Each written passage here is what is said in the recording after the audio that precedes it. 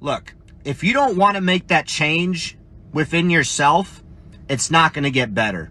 This might not apply to everybody, but if you feel like you're rock bottom, okay, and you're hoping for a better day, but you literally are doing the same thing over and over again, expecting different results, that's the definition of insanity. You are provided with a choice every day. You are provided with multiple choices throughout the entire day. Take that choice, make that change. You've identified a problem. You're saying you're rock bottom. Got it. You're there now. There's only one way, and it's up. So change your mindset. Use that choice and go a freaking different direction. Love y'all. Faceman VTT out. Day 3 of retirement. As an infantryman, I was asked if I could clean the sink. So let's look at this. Definitely some kind of grime on there. And I open up the cabinet. What do I use? Nothing comes to mind. Like my experiences, my skill set. Nothing. Wait a minute. Everyone knows this is how you clean everything. Infantry, retired. You can just take it. Would you like a military discount? Do you offer one? Honest cap of the day. Thank you. CC's Pizza is the county fair of restaurants. You go in there, you look around, you feel a little bit better about yourself, then you realize that you're in there too. Tell me I'm wrong. Well, let's be honest. You know, not everybody's made for this life. It's scary. You know, you gotta jump out of a plane while it's moving. That's not natural. It's high, it's fucking wet outside sometimes, it's snowy, it's hot, it's dry, it's shitty. Who the fuck would want to be airborne? Best job I ever had.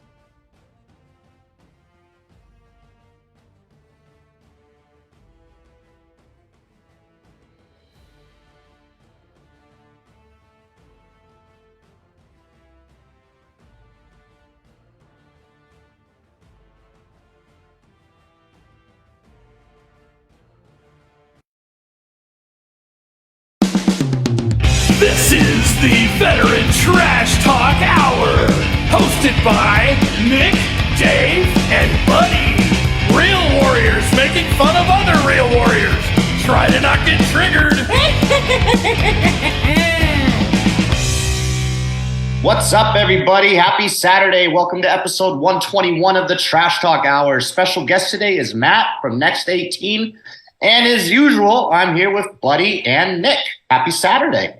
Yo, what's up? What's going on, Trash Talkers? Okay. How you guys doing today? Yeah. Great. What's up, Rob? Like I said, I'm just on a little high right now that my daughter won her track event, about 60% while throwing up on the last lap, letting someone pass her, taking the puke and throwing it down and then kicking it into gear. She ran like a paratrooper. Proud dad moment, huh? Yeah, absolutely. That's what's up. That's good stuff. Buddy, there's women behind you. That video needs to end up on social always. media. Yeah, I agree. I think that sucker would go viral. Where are you, buddy? Tell the viewers today where you are. I'm at the Luke Combs concert in Nashville, tailgating. Nice. Yeah. Nice. So yes, there are women behind me. Yeah. And yeah. around all over the place. I can't wait for the music start. Well, you're not intoxicated yet, so that's good. You got that cordial with you? Man, he's like, No. that was judge a book by, I would. I got Coors Light. Oh, Coors Light. No, man, I'm trying to turn into no girl now. Yeah, marked safe from being triggered by beer can. Anyway, Scientifically speaking, if you drink a 6-pack of Bud Light straight, your penis falls off like a leper. It does anyway. So that's, I mean, they're actually targeting the right demographic. Yeah. So I think so. But anyway, trash talkers, thanks everybody for tuning in. I see Rob just sent us some stars in the chat. Thank you, Rob. Today, we are going to talk about the Sung Dum Cave in Vietnam. All right? Yeah, I know, Nick. I know. So I did my research on this conspiracy. I actually looked it up yesterday, and I put some photos. I sent some photos of Chris. I know he put the photos up of the cave. So basically, back in 1991, in the Havans province in Vietnam, this logger named Hakan discovered a mysterious entrance to a mountain cave that was obscured by dense jungle, overgrowth, and all this stuff. He kind of wanted to check it out, but the cliffs leading down to the entrance of this cave were too steep, so he couldn't really explore anything any further. He took note of the cave, reported to the authorities and everything, let everybody know about this mysterious cave out there. And nearly 2 decades later, a British research team came to explore the cave. They basically discovered that it's the largest underground chamber on the planet. Okay, the cave in itself is 40 stories high, runs about 6 miles long, has its own ecosystem with flowing water, plants, ancient forests, all kinds of stuff, basically. It's basically like an entire world in this cave, okay? They estimate it to be roughly 3 million years old, and this is where it gets a little weird, all right? So according to area residents, the weirdest thing about this cave are these creatures that live in it, okay? So a lot of people describe these reptilian creatures that are seen coming out of this cave, all right? They're like reptilian humanoids, all right? So they walk upright. They're not like reptiles, you know, like, I don't know, like lizard people. They're reptilians, okay? And they describe these coming out of this cave like nonstop. Lights in the sky, UFOs that fly by this cave and then like disappear, like almost like they're flying through the wall, but they're like suddenly in the cave. I don't know. Just all kinds of weird stuff, okay? There's also countless encounters during the Vietnam War of Vietnamese soldiers and U.S. soldiers describing lizard people on the battlefield, okay? I didn't do too much research into that. The article that I read, they spoke to 2 soldiers that described these lizard people walking around, all right? Got your turn yet, buddy? Yeah, get your pen ready, buddy. Oh, you don't have a pen today. So these types of caves actually exist all over the world, and often local residents are describing the same thing. Lizard people, some actually describe gray aliens, okay, like the famous gray aliens where people, you know, talk about being abducted, all that good stuff.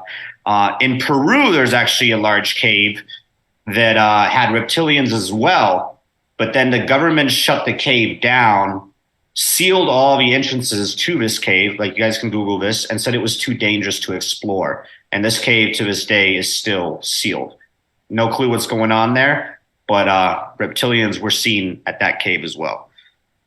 Again, other caves around the world describe the same thing. So if you look at the Kabbalistic tradition, all right, they talk about the Seraphins, who were the inner world people, all right? They basically lived in the inner world.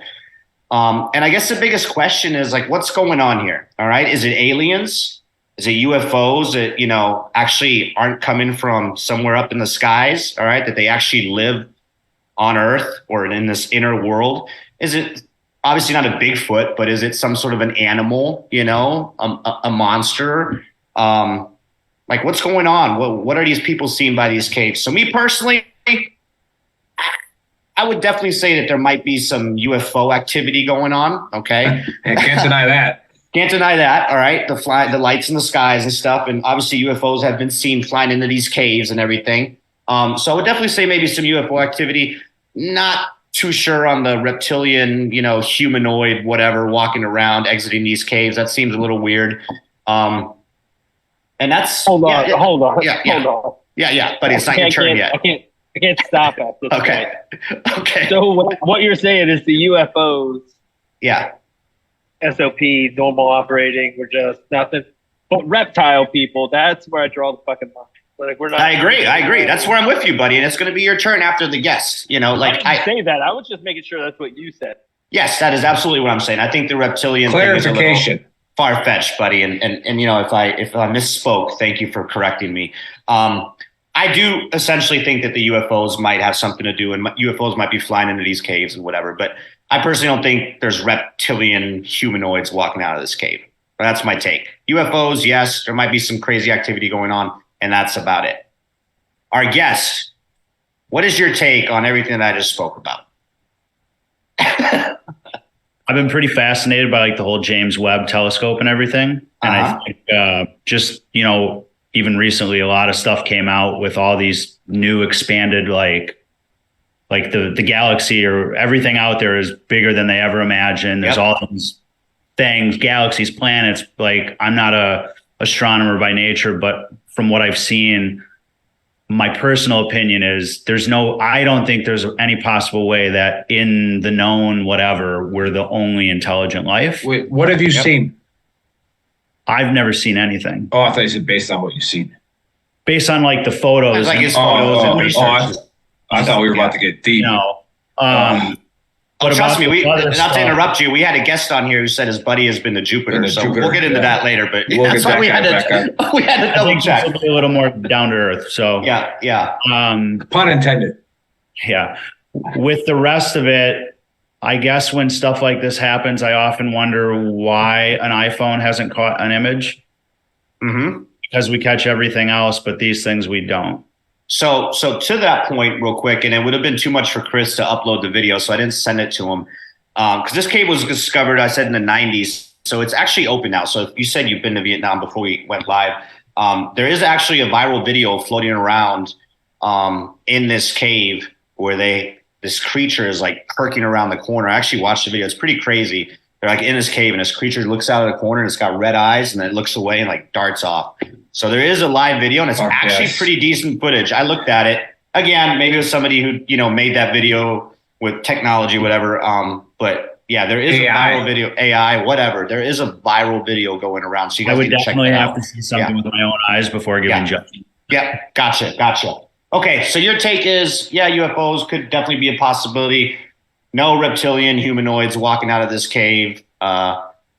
Soldiers in Vietnam that saw these things are probably just full of shit. I mean, they were smoking a lot of weed back then. And that's your take, huh? Parts of that, yeah, sure. Okay, cool. Buddy, what's your take on all of this? I don't know that I've ever been so high on the marijuana that I saw reptilian. I'm just saying. You're just looking the wrong shit. Yeah. I also can't wrap my mind around like they're in the middle of like a pitch battle, and like then some reptilian thing comes up, they grab its tail and it like snaps off and fucking it runs away. How the fuck does that work? The whole thing. If reptilians are actually aliens, because there is a you know, a thing of aliens that are not just the Greys or the reptilians. And if you think about World War II, there were a lot of encounters with the Foo Fighters in the skies. They call them Foo Fighters. The U.S. call them Foo Fighters. The Germans call them Foo Fighters. Unidentified flying objects, UFOs back then, now UAPs, were always like around like areas that were hot. You know, like the shit was popping off, and these Foo Fighters would be seen. So maybe if these reptilians are aliens, I'm not saying that that's the case. With big firefights, you know, these reptilians came out, and a soldier saw them. To what? To watch? Or I don't know. What are they doing? I don't know. Like, why would reptilian creatures that live underground come up and be like, damn, we got to get a piece of this? Like, right. I didn't know that these Homo sapiens got down like this. Let's get our reptile on. Mm-hmm. That doesn't. Yeah. I don't.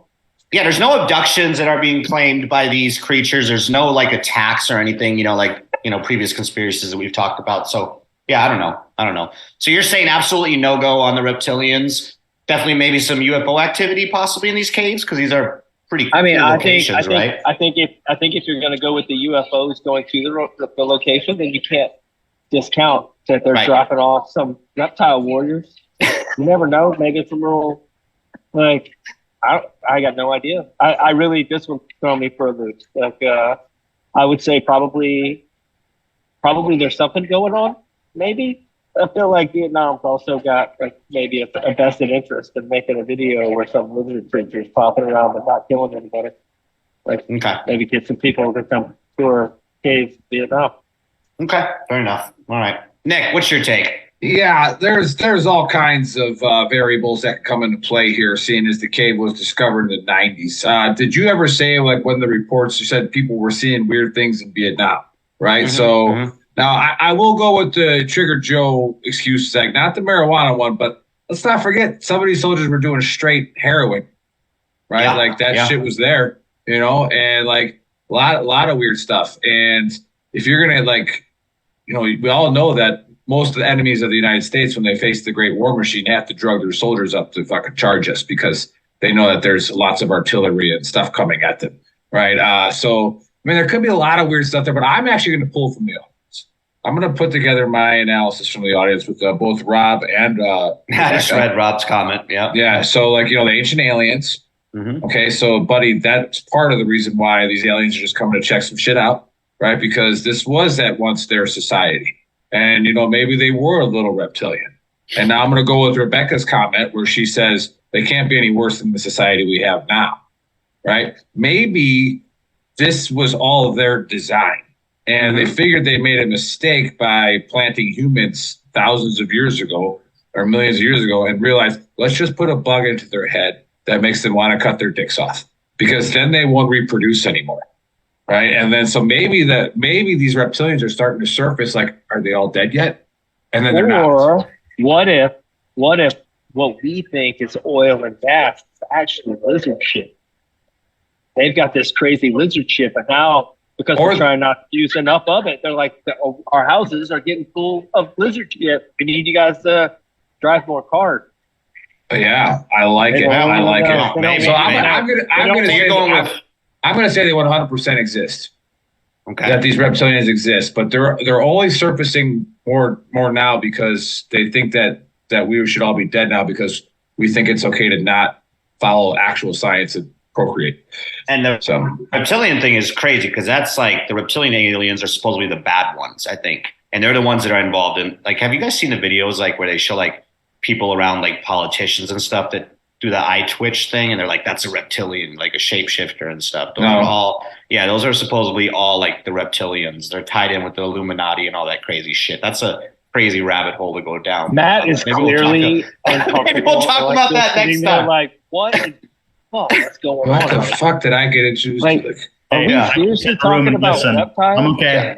He was in the army. He understands what's going on. This is Barrett's Talk Trash Talkers. Look, I just thought I got away from this. So, yeah, but he was the guy that when the crazy conversation went on, he was like, "I'm going to the porta potty. I'll be back." No, fuck this. Welcome to the dumpster fire, Trash Talkers. Okay, good take, Nick. Good take.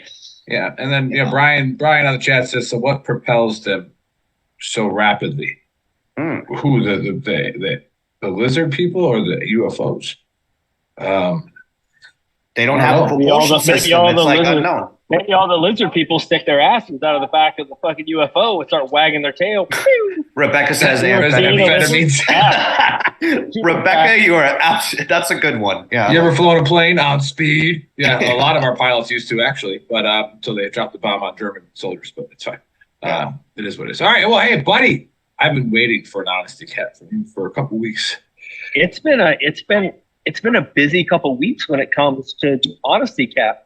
Like, I'm legitimately confused as to what to talk about. Can I talk about, or do I talk about the fact that Budweiser thought that it would be a good idea to, like, a person who spent a whole 365 days as a woman on their can and has now lost billions and billions of dollars? Because that's interesting. Honesty cap. It doesn't even matter if you agree with transvestites, if you don't agree with transvestites, if you're a homophobe or you're not a homophobe. It really doesn't matter. You should still be able to look at that with a business sense and be like, well, that was just fucking stupid. Like, there's the risk to reward that you just went through for that was not even worth it. Who in their right mind would be like, you know what? Who drinks our product? Bunch of rednecks. You know what we should get? They'll love some dude that's been a chick for 365 days. That'll be a thing they get behind. just in a marketing standpoint, it's mind-boggling. Mind-boggling.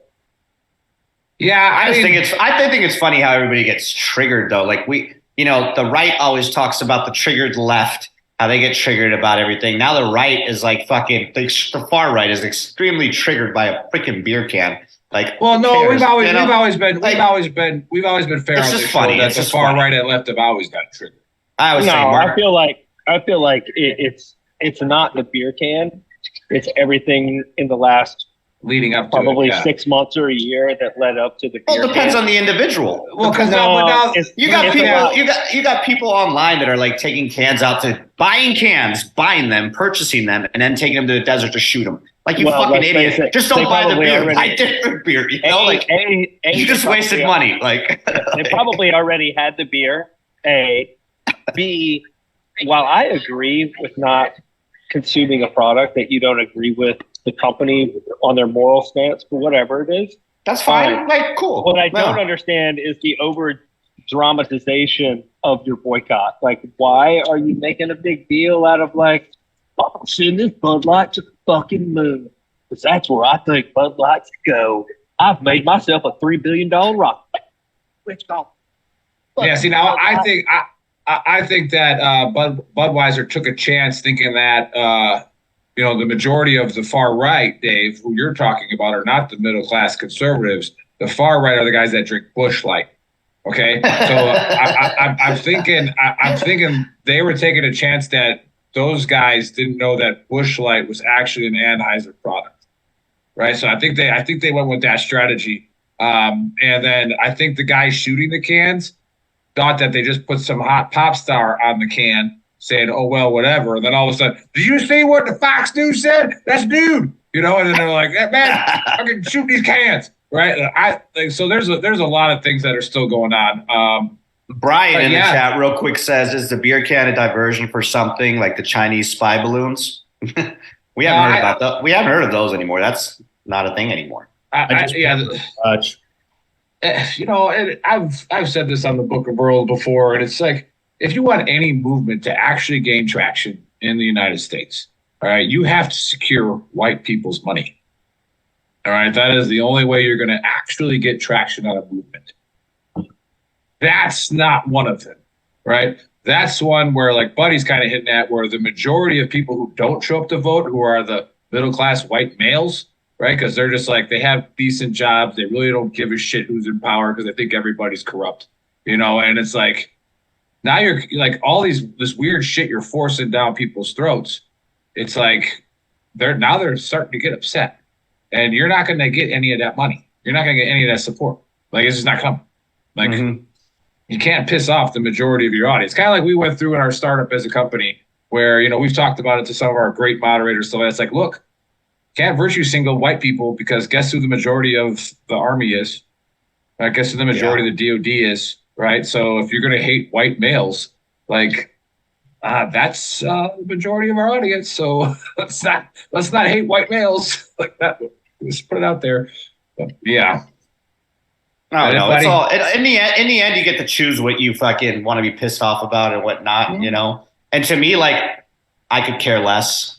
Like, nobody in this instance is getting is getting physically hurt. By this beer can. Like, I have Bud Light in my fridge still.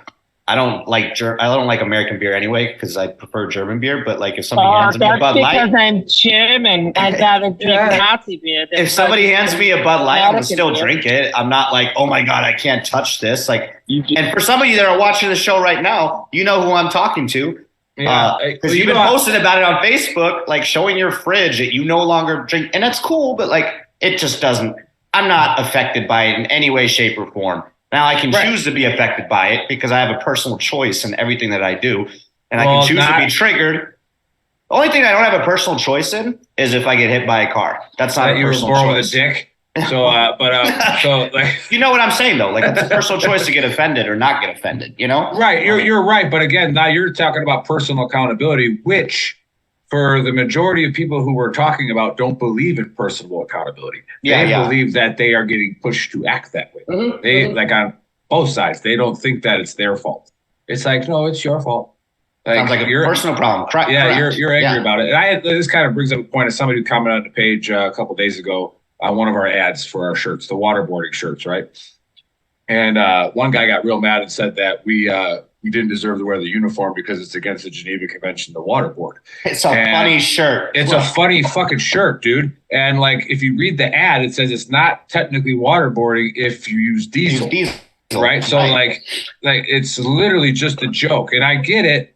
Like, that triggered you, but now you're going to start throwing insults at people who probably served a lot longer, fought a lot more worse than you, but we won't get into that. Like, it's just, whatever. And then somebody got on there who's a top fan and said, now with this triggered pansy shirt, are we really helping veterans that are suicidal? Yeah. Yes, we are. In fact, you can read the fucking reviews on what we do. We don't do anything to help veterans. Our community. Necessarily, we give them the platform. Yeah. Right. And then the triggered pansy is about being accountable for yourself. Yep. Right. It's okay to get triggered. It's okay to have PTSD, obviously, because we all fucking have it. Right. But it's not okay for you to start becoming a douchebag to other people about it. That's your fault. Like, you talking about what we do at our camps. Exactly. It's called the segue. So, so that's why I get to introduce the guest. It's my favorite part because Buddy's still too confused about his gender, why he's at this concert that people are drinking Bud Light at. And they're not. They won't. They don't serve Bud Light. I figured that stuff that you're doing right now, buddy, is like not even on your level anymore. I figured you'd be at an opera or something this week. Yeah, you're a bit bougie lately. Like in suit and tie, like with That's actually in July. Thank you. With your French girlfriend, like.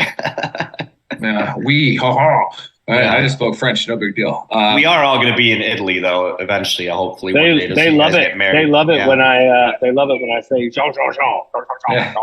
Oui, monsieur. He's a traveler, that's for sure. Weren't you supposed to learn French in fifth group? No, I learned Arabic. Arabic, yeah, but who has Africa? Third group. Third, okay, so they learn a little bit of French there. But anyways.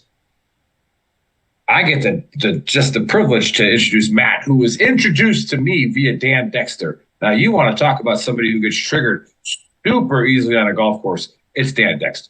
All right, and I hope he's watching because he hits the ball like a pro. Like, he went to the University of Illinois, like he smashes the ball. And I'm sitting here as I'm playing with him, wondering like, how is this guy not on the PGA Tour? And then I see his first bad shot, and it's an absolute fucking meltdown. Like a 5-year-old who you just took their favorite toy away. And I'm like, oh, this makes sense. He can't handle pressure. But so Dan, thanks for the contact, because as Dave and I proved last week with, Paul and Curbs coming out to play, is golf, in my opinion, is always my escape. Always has been. I've gotten a lot better at it since I retired, but even when I was bad You're at good, it, dude. I just loved being outside, and I loved doing it with my military buddies. Golfed all the time. We were never any good. A couple of them were, but like, we just got to hang out. We got to shoot the shit for 4 to 5 hours, right?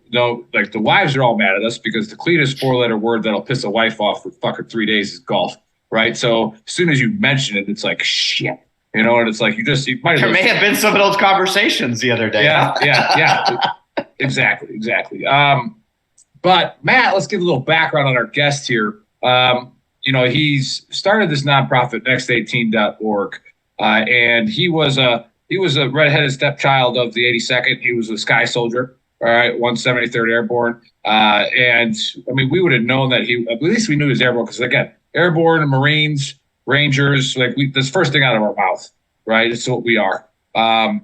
But. Oh, buddy, your phone is dying fast. Okay, we're tracking. But what I really wanted to know was, when you read the article that he shared with me, was it from WebMD? It says, here's a picture of you in Afghanistan, yet you were obviously suited up for a T-11 jump, Hollywood. So not quite sure that was Afghanistan WebMD. All right, but did the 173rd do a Hollywood? That's how badass the 173rd is. We don't even need guns. We've got MRE spoons and parachutes. Let's go fuck these dudes up. But anyways, hey, welcome to the Dumpster Fire, Matt. It's a pleasure. Tell us a little bit about your service. Tell us about the next18.org and what it's done for you and what you got going on. Floor is yours, homie. Awesome. Guys, thanks for having me on. I appreciate it. To everyone listening, thank you. I'm Matt Mcdonell. I live in Milwaukee, Wisconsin. I'm 39 years old. I was in the Army from 11 to at the end of 15, medically retired. Spent most of my career in Germany with the 173rd, 191 Cav, all over Germany, and then deployed with them, moved to another base after that. Did 9 months in Afghanistan from 12-13 in Tangi Valley, Logar province. My time in service was relatively good. I was single when I was overseas. I got to travel a lot, see a lot of Europe. That really expanded my worldview. As you've read in that story on WebMD, I got out of my deployment and I didn't really think anything was wrong. And then I noticed guys that were higher ranked than me starting to sneak off to launch duel, which was like 4 hours away from where we were stationed, and like going to a TBI clinic, and I didn't really understand what that was. And we were in this op tempo where when we came back, half the unit was ETSing, half was moving from Schweinfurt to Grafenwehr. Not a lot of leadership around because everyone was moving. And I just started noticing like I wasn't sleeping. I was starting to have like jaw pain and migraines, and the op tempo was through the roof. And I just assumed that that's what it was. And when I finally started opening up about like the migraines and things like that, within like 4 months, I went from being in the military, moved to a WTU. And that, I don't really talk about that 12-month period. That was probably one of the worst periods of my life. Like being in the WTU was miserable. It was basically like feeling like a guinea pig for 12 months, being run through at the hospital, all different types of medications, all different types of appointments. I'm fortunate enough that when I was there, the TBI clinic was like in its heyday. And there was some really amazing doctors there that really took care of myself and a lot of the guys from my unit. And 12 months later, I was medically retired, moved back to Milwaukee. I was happily married, started a lawn and snow business, used my GI Bill to get my bachelor's and then my MBA. I thought I was doing everything good, right? You know, I think we all kind of get out and we think we're good. And then that was at the end of 15.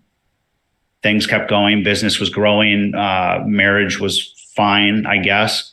I was on Ambien and diazepam. Didn't really know what I was taking. I was just listening to my doctors. And in mid-18, I think that was when they made the really big push, like the opiate or the benzos. I just remember my mental health provider at the VA saying like, hey, you know, I think we're identifying that these are worse than opioids. The VA is really making this push. Let's start getting you off of this. And my partner at the time was a registered dietitian, and she was very, very on the holistic side. And she was like, you know, if you're going to come off one, why don't you come off both? And I said, okay. Doctor's titration plan was you can take a half a dose of each for 2 weeks and stop cold turkey. I had gone from 5 milligrams of each up to 20 milligrams of each every day over 3.5 years. And I'm not sure if a lot of people are familiar with titrating rapidly off of benzos, but the side effects are basically like death. So 14 days into cold turkey, I thought about eating a bullet. I put a gun pretty close to my mouth. My employees were off working. My wife was at work. And when I put the gun in my mouth, the thought that was going through my head was, I don't want to die, but if this is the pain that I'm going to experience coming off these meds, I also don't want to live. Got through it. I don't know what got me through it. Got through it real quick. Cheers to that. Got through it. Thank you. Cheers to that. Cheers to that. It's still weird to talk about it, even though I feel like I have it good. You don't realize how many lives you're saving just talking about this right now, brother. Just do your thing.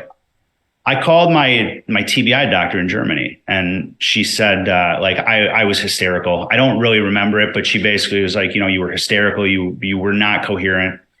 And she asked me what had changed recently. And I said, I came off this med. And she said, I'm pretty sure you're going through severe withdrawals. Like, it's against my medical opinion, but like, go take one of the pills. And 5 minutes later, I was back to normal.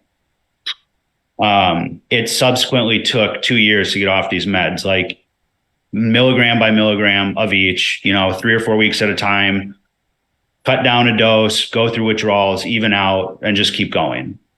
In the meantime, so this was like 2018 to 2020, my wife left. She wasn't prepared for it. I wasn't prepared for it. So if I'm not prepared for it, she's not prepared for it. She checked out. I had to sell the business. At this point, I had three crews operating full time. I had 9 employees. It was, salvage something out of this to take care of myself, but also to make sure I don't have to like just can 9 people, 9 humans. And somehow I finished my MBA. While I was going through all of that, I'm sure you guys have heard of Semper Fi Fund. Mm-hmm. So I was connected with them because of my disability rating and all of that, going through combat. They reached out maybe in like 19, and they were doing a lot of this rec therapy stuff. And I said, all right, something inside me said I needed to get back out. I've been playing golf my whole life. So I was like 6 years old. I hadn't touched a golf club for 10 years. Because there's not a lot of golf courses in Germany. And when you get out, your focus is on like setting up a life for yourself. So I went on the trip. I wasn't ready to go on the trip, but I'm glad I went on the trip. I subsequently went on like 4 more trips with them over the next 18 months. I learned how to sail in Seattle. I went skiing in Aspen. Nice. And I went to 2 other golf camps. Semper Fi will always have a very close place to me because of what they got me through in the moment. As I started to come out of my own shit, what I started noticing was there's all these individuals that are at this point in their journey. And for most of us, it's just that isolation. How do we get out of the isolation? When I was going to these camps, it was great that it was a vacation and a chance for me to reconnect with humanity. I wanted more. Like, I wanted to go home and have learned something that's going to help me in life. So it wasn't just a 4-day vacation. Again, I'm not knocking these organizations. There's other ones that I went to. I kind of just watched what worked and what maybe I thought didn't work, or what could have been added onto it. And if your wheelhouse is just rec therapy, it's just going to be rec therapy, right? We're not going to get into mental health, and that's fine. I wanted to get into the mental health too, because what I went through, I had no resources. I had no one to talk to. I didn't even know how to talk to my friends. So in 2021, after working at this golf course, after I sold my business for 1.5 years, just kind of like getting myself back, I ran 2 proof of concept camps up at Fire Ridge in Grafton. Nick, I'm sure you know where that is. It used to be the Lunch Club, Wisconsin. They allowed me to run these 2 camps basically free. They charged me very little. I bootstrapped everything. I used everything I had learned from my MBA and owning this other business to start this other thing. And it was a resounding success. We had 20 participants come through. And since then I can't even use the term like snowball, because it has been massively out of control with its growth and its expansion. We're less than 20 months into this now. We've had 7 camps. Nice. We've got 7 planned this year. And when I say camps, I'm talking we're at TPC Sawgrass, Erin Hills, Sand Valley, Kohler. We're at some of the best courses in the country, and our participants, vets and first responders, get to come to these camps basically free of charge, minus right now, transportation to and from and caddy fees. And our whole thing is it's a 4-day golf camp. So if you've ever gone to a golf camp or you've ever gone to a sports camp, it's literally that sport just being fed to you for 4 days straight. We also include 4 to 6 hours of mental health resource education each day. So we do things like introduce yoga, breath work, mindfulness and meditation, Reiki, journaling. We do a lot of group therapy conversations, a lot of stuff around like self-sabotage, emotional numbing, the things that we do when we get out because we don't want to deal with our emotions. We don't know what's going on. You know, you guys talk about triggers. I often, you know, one of the biggest things we teach is why don't we figure out where those triggers are coming from so you can gain a little control over them so you don't melt down. Mm-hmm. Mm-hmm. And I'm not tying that into like political stuff, but at its core, my focus and my organization's focus is really addressing core issues. And as vets and first responders, it's drilled into our heads, you know, all of these stereotypes, you know, and all of these messages and all of these things to do a job when you're in war. And it is very successful at doing what it does in war. But I was in Afghanistan for 9 months when I was like 28 years old. I'm 39 now. I don't think I'm ever going to go to war again. There's no real work on the back end to like assimilate us back into the population. And we're really trying to do that, change the quality of life, impact people so that they can have conversations with their loved ones, their family, their friends, their coworkers, and really get the resources to vets and first responders that they're desperately lacking. Yeah, and Wow. I think you Wow. bring Yeah. that's wow. Yeah, good. I mean, it's in its entirety. Real quick, just like having the, you know, obviously the experience of playing golf and stuff, the fun aspect. Then you mentioned like you want to learn something too. So then tying in the mental health stuff into that program and just making it what I think you said 4-day thing in its entirety. Like that's amazing, man. I'm sorry that was so long, but I get No. That was great. Go ahead. Nick. You got to talk about what it's all about. Yeah. And for those of you watching, you know, we start brainstorming when our guests talk about like, you know, I do. I start brainstorming about how does this relate to a lot of our audience who maybe doesn't golf. Yep. You know, and if you pay attention to what he said about, you know, I learned how to sail. You know, then you did the golf camps, you hadn't golfed in 10 years. It's getting yourself active again. It's getting yourself to get outside of where you do catastrophize, where you do fall into those thinking traps. It's like, get out of there, right? Go find some place, go find your Zen, right? Go find what it is. And, you know, I make a joke. It's like you see people lose their temper on the golf course, like Paul, you know, break his $200 putter. But you know, Probably it's like watching. Yeah, Paul. What the hell? I lose my temper a lot more at home than I do on a golf course. And it's like where it's like I go to the golf course to fucking relax. It's like you're Zen. Yeah. This is where I'm at. But yeah, you like the triggers thing is another good point. And maybe you could share a couple of success stories and or not successful stories about where you see that growth, where you see just in 4 days where somebody actually identifies their demon. Because we have that saying that says, you know, on Veteran Trash Talk is get the demon out because the demon belongs to you, right? I can't pull that demon out of you. I can do everything I can to help you identify it, but you got to get it out.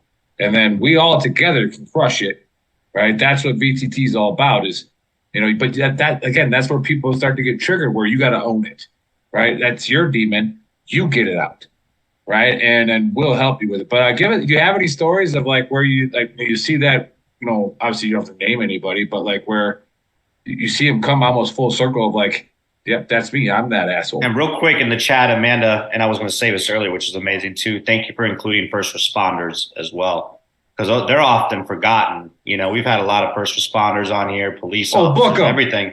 Yeah, good old Bookham, and they talk about the mental health crisis that police officers face and the lack of mental health, and it's just. And they're in their streets and their hometowns every day, putting on the uniform, you know. Going to war every shout day. Shout out to your organization that's, you know, literally taking care of them as well, because I think often they're forgotten. We deploy, then we come back and then it's over. You know, they're doing the damn thing every day. So I talk to a lot of people about that, and I often like if we've been more and more being put in front of media and funders and things like that. 99% of the time people introduce me as Matt, and Matt takes care of veterans. And I have to say, and first responders, they're literally 50% of what we support. I think the biggest way that I can convey, there's two things here. Is the first is like, I'm never going to go back to war. Like I said, more than likely. Right. But if you're an EMS worker, like that guy the team that had to pick up Damar Hamlin at that football game, that was probably like the 25th time that they had to pick somebody up that day. And all those people were probably not alive when they were picking up. And they do that day after day, year after year. They live in the same community. And one of the huge things we educate on is moral injury. That's a lot of morally injurious like stuff that you're dealing with every day. I'm not going to have my physical triggers from Afghanistan ever again. Oh, Chris, I love you too. God, so you guys couldn't hear that, but what the hell just happened? Yeah, don't worry. Nobody else could hear that, but Chris didn't have his mic muted. So the other thing I wanted to say, talking to his cat. But yeah. The success stories so we've had 7 camps now. We've had 74 participants. I think we've had something like 15 states come. We've got 19 states coming this year. The success stories speak for themselves, even from the ones that I don't hear, because we have done almost no advertising. It is all word of mouth. It's force multiplication. I know you know what I'm talking about down there. Oh yeah. And that's what I want this to be, right? Like, not everyone's going to golf. Got it. Fine. But between vets and first responders in this country, there's enough people that are going to want to come to the camps. The hope is that 1 or 2 of them from a department or from a unit or from your unit that you deployed with comes and gets the resources and something resonates, and they go home and they share it with you and and it just keeps going. But we got a guy now who, before he came to a camp, literally like the week before, him and his wife were ready to get divorced. Like, paperwork was in hands. It was happening.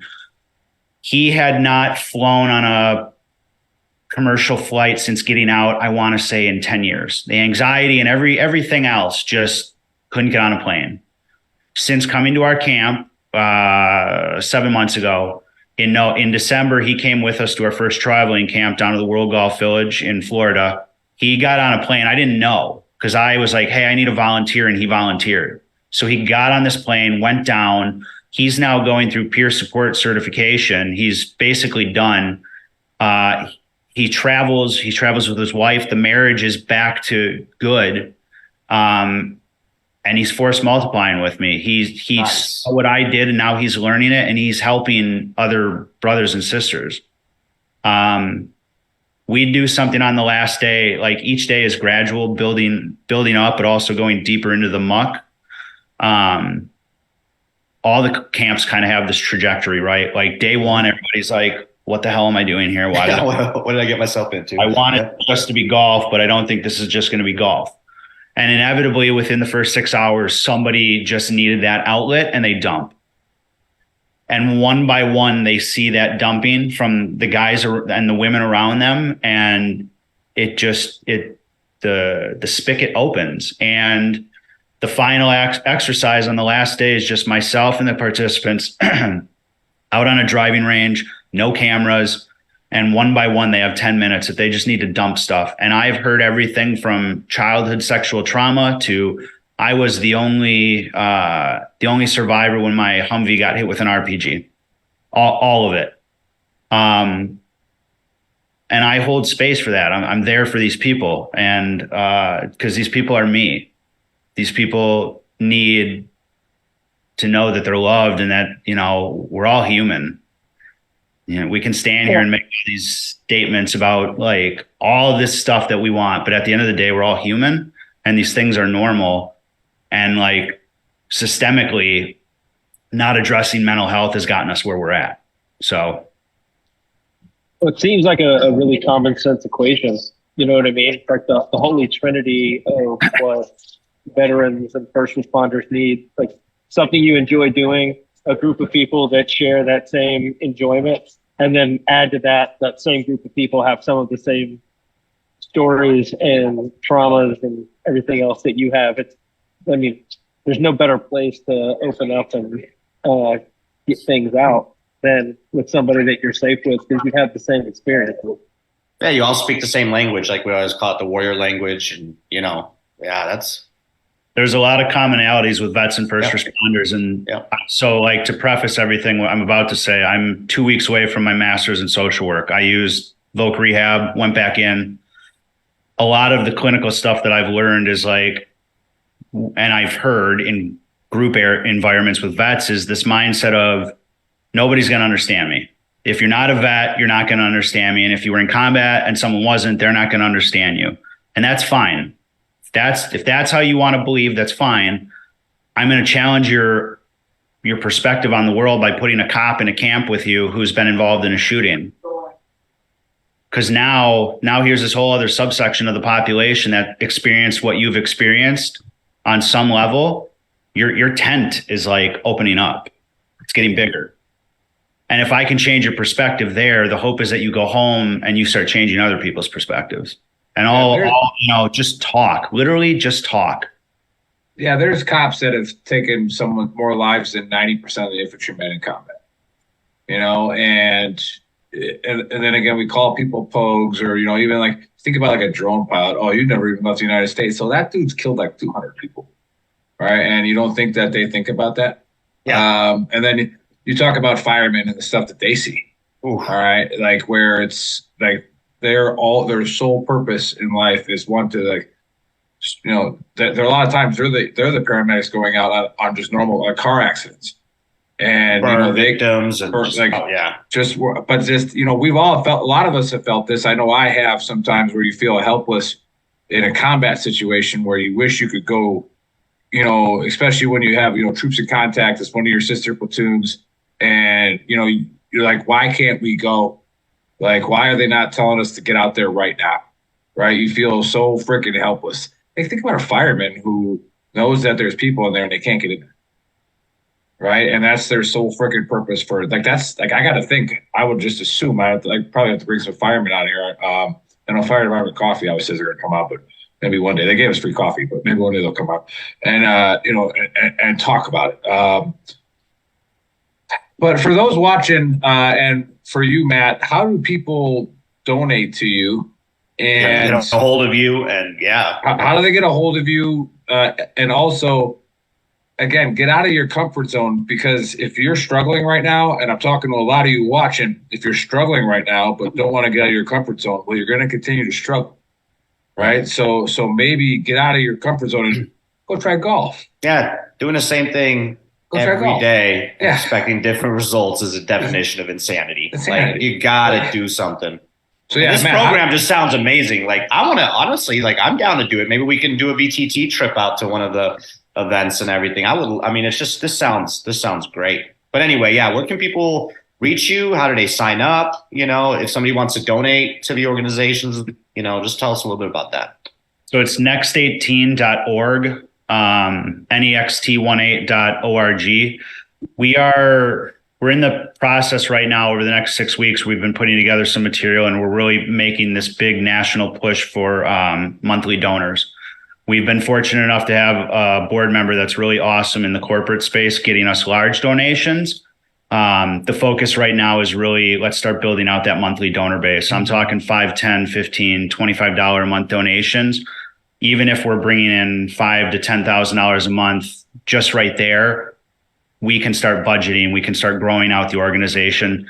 The growth has been exponential, so we've really had to focus on, while this thing is, the front-facing model is growing and camps are coming in, we've got more participants that want to come.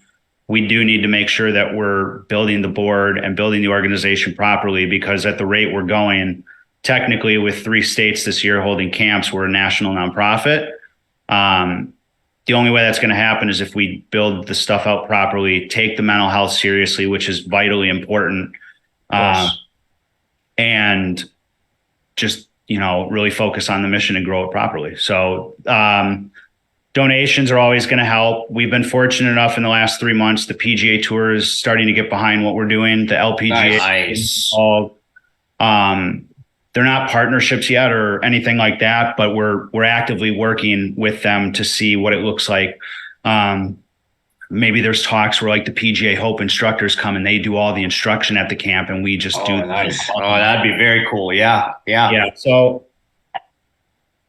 there's been literally every week I wake up and I'm like, my God, what just happened? Like these things are happening, and all I want to do is keep growing the organization so I can keep impacting these lives.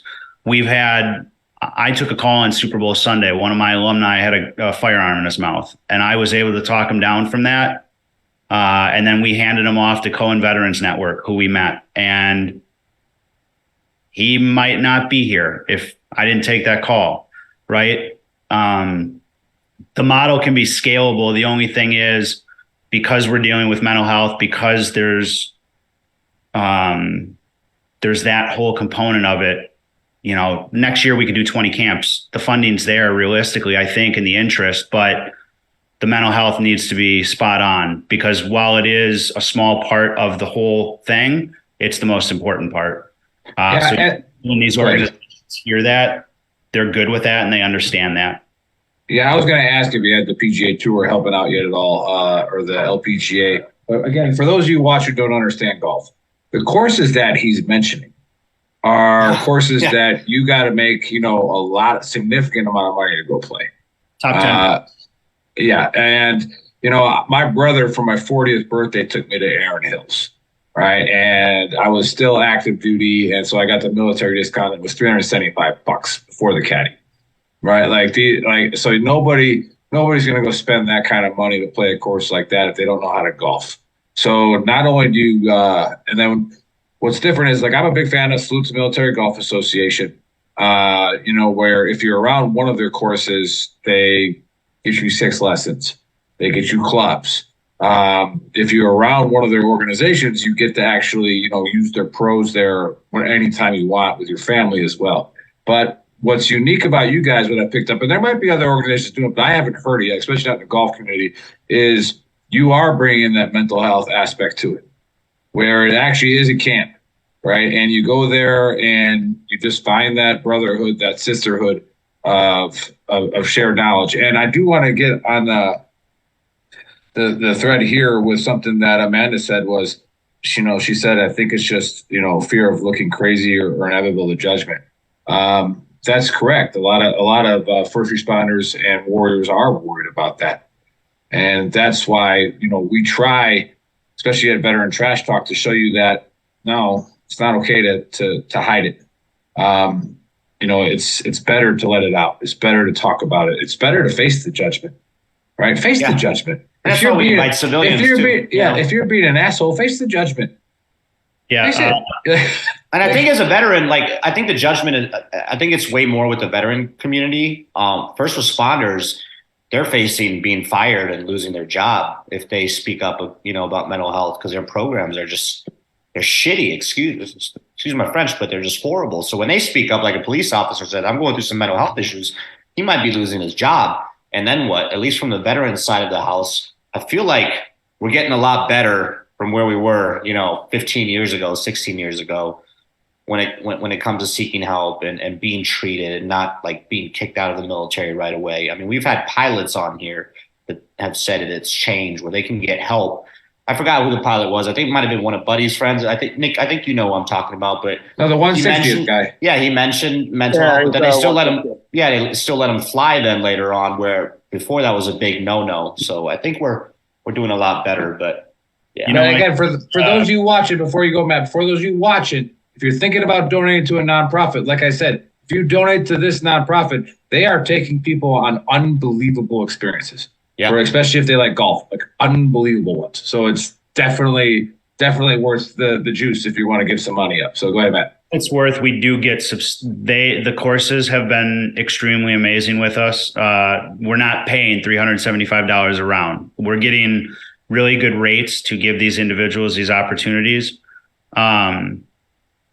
What you were saying though before about mental health and speaking, one of the things that we educate or trauma, one of the things that I try to educate, and I come in from this elevated peer support, right, with a little bit of the clinical background that I have. Trauma is trauma. And at the end of the day, whether you're a civilian and you got in a fist fight, or you were a soldier and you were in a IED explosion and 10 people died, the body does this. If any of you have ever read the book, The Body Keeps Score, literally physiologically, our body does the same thing. Trauma is trauma. Yeah. And when people start talking at our camps, we're like the low-hanging fruit. We're the lowest rung on the ladder. If you can talk around us and you see that the sky is not falling and the world is not ending, the hope is that, like in the military, muscle memory, I'm up, he sees me, I'm down. You learn how to do it in a comfortable environment so that when you really need to do it with, your spouse, like some of my campers that have not told their partner about some of the stuff from combat and they've been married for 12 years, do it with us, see that you can get through it, learn how to breathe through it, learn how to identify the triggers, learn how to stay in the fight so that then you can have that conversation with your spouse and hopefully things get better and it's less likely to be a meltdown. Love it. Amen to that. Getting a lot of good comments on the chat. Yeah. Hey, Matt, you said one last thing. Sorry, I cut you all off. Go ahead, brother. Go ahead. One of the things that I try to educate is if we're always focused on this one thing, this incident that happened, right? There's a lot of times where it's really hard to go over this clinically right now, but I would advise people to look up moral injury, look up the emotion wheel. These are little takeaways you can take away from this right now. Moral injury, the emotion wheel, or the feelings wheel. A lot of the times, the things that trigger us, if we're able to, the more you start paying attention to your triggers, you're probably going to see that usually the same 2 or 3 things are always triggering you. So for me, it was always helplessness. I was able to figure out that it was helplessness. Mm-hmm. I look back into my childhood programming, a lot of the stuff with my stepfather was helpless in the moment. The one incident when a soldier died out of a couple that died that resonated with me was the one that I had to sit back and listen to because I wasn't out fighting. Helpless. You can have 10 bracelets. You can have 20 guys that died with you. Typically what I've seen from soldiers and veterans is something is resonating with them. And more often than not, it's tied to that trigger. And if you really start looking at an emotion wheel, there's secondary and primary emotions. Vets are, men in general are typically go to anger. It's the easiest emotion. It's the easiest thing to get out because we don't know how to regulate our emotions anymore. Yeah. Really start looking at where it's coming from. And I'm not invalidating the anger, right? Whatever you're feeling. But if you start paying attention, and this is what we teach, you can really start to understand what your triggers are, the root causes of them. And we give exercises like breathing, journaling, starting to pay attention to this stuff, bringing it out into the ether. You really start to control your life again and you get you back. I don't know. That's it's important for us to get that across. I know you don't want to talk about this stuff, and sometimes talking about it is the worst thing in the world. But I promise you, the more you talk about it, the easier it gets. And I really think lately I've been seeing, just from everything, and I'll stop in a minute, Vietnam veterans, I think, really learned how to advocate in general, right? Now we've got the PACT Act got passed, the burn pits and everything. That took decades, maybe not decades, 10 years. I don't know what it was, but it's a long time. Didn't take as long as Agent Orange did. Right. Yeah. Vietnam veterans learned, from what I've seen, to just advocate in general. They didn't know what direction to go, and that's fine. They learned to advocate. And then post 9/11, I think we saw that, and I think our azimuth is shooting right at mental health, right? And I think our generation is really learning we got to take care, because there's going to be another war inevitably, 5 years from now or 50 years. Are we preparing the next generation to be able to handle it? And for me, my mission is giving the resources to people so that they can get through life.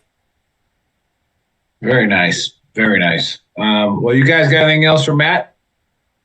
No, dude, I love it. I was gonna ask you earlier, Matt. You said the business model or the nonprofit model is scalable. Is it transferable also? So you're having a lot of success with golf, and there are a lot of other take somebody deer hunting, or take somebody fishing, or take somebody to do whatever. But it's just going on the outing, just like you said. There's really no mental health. Other than hanging out with people that have the same stories or whatever and the same vocabulary, there's really no. There's what you're talking about is different than the rest of them. Is there any way to transfer that model over to, say somebody wants to help, but they're not into golf, they're into something else? Yeah, so that's partially why I went back to school. First of all, at every camp, every day we have some clinical facilitator come in to educate on stuff that I'm not comfortable educating on. But also, I'm trying on the back end of what I'm doing with my degree and some other stuff, and like going into private practice with counseling and things like that. How can I be a pilot program for someone that does want to do like rock climbing, or they want to do biking or kayaking, right? Like, let me give you a rough diagram. Go to school, get the education, I never thought I'd be a social worker. I'm 2 weeks away from having a social work degree. I've learned to channel this inner firestorm that I've had my whole life into like good, and using it for advocacy. And like, now I'm a social worker. So there's ways to do it. There are paths to do it. And I think that, that's another important thing. We're all learning how to how can we force multiply? I know I keep saying that, but how can I make 10 of me? Yeah, well, and we definitely, and I think where Buddy's going with, we need to connect you with a lot of the people we've had on the show that do the rock climbing, they do the fishing, they do the hunting. We are the force multipliers. We are the force multiplier, but a lot of them don't offer. Yeah, go ahead, buddy. Yeah. It's the ability to transfer the information. You know what I mean? Yep. And that's what we're all figuring out. Like, I think you're right. Our generation is laser focused on mental health, but we're also laser focused on like not getting killed out of our fucking minds every time we turn around. That we can't pill our way out of this. We have to actually do some hard work. And we're all trying to figure it out in different avenues. But just like, back in the day, if a pandemic, we say, happened, there would have been a bunch of hospitals that were coming up with different treatments, and they would have shared that information, and it would have gone out, and everybody would do the same thing. We're in the process of, there's a bunch of people doing different, have the same end goal, but doing it in different ways. Like, how do we get all those to share what's working and what's not working, so that other people don't have to go through the same shit? Right. Like, to bring everybody together and just brainstorm in a big room with like hundreds of different organizations. These are the things that are working, Yeah. Impressive, man. I loved everything you talked about, man. And just hats off to you.